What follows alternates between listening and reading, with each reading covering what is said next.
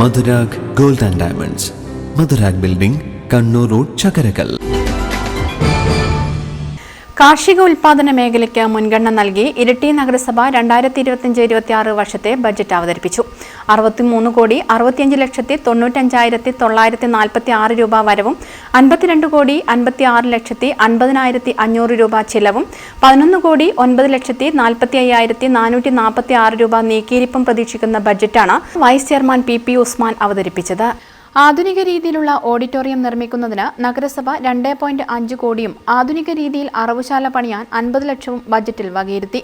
നഗരസഭയിൽ വ്യവസായ എസ്റ്റേറ്റ് സ്ഥാപിക്കുവാൻ സ്ഥലം വാങ്ങുന്നതിന് 1 കോടിയും നഗരസഭയ്ക്ക് വിവിധ ആവശ്യങ്ങൾക്ക് സ്ഥലം വാങ്ങുന്നതിന് 1 കോടിയും നഗരസഭ ഓഫീസ് നവീകരണത്തിന് 50 ലക്ഷവും വകയിരുത്തി.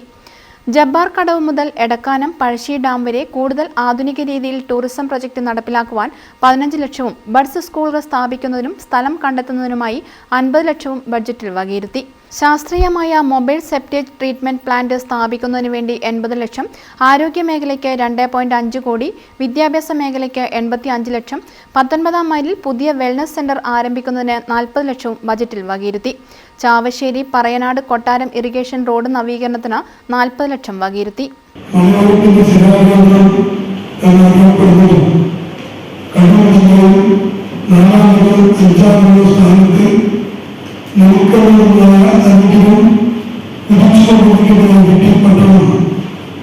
നമ്മുടെ നഗരസഭയുടെ ഐശ്വര്യമാണ്.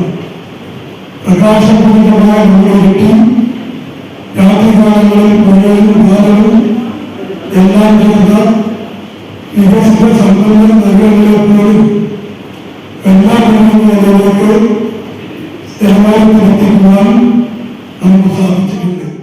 നഗരസഭയുടെ അധീനതയിലുള്ള വിവിധ കെട്ടിടങ്ങൾ, ആശുപത്രികൾ, സ്കൂളുകൾ, അങ്കണവാടികൾ തുടങ്ങിയവയുടെ പെയിന്റിംഗ് അടക്കമുള്ള പ്രവൃത്തികൾക്ക് 3 കോടിയും ബജറ്റിൽ വകയിരുത്തി.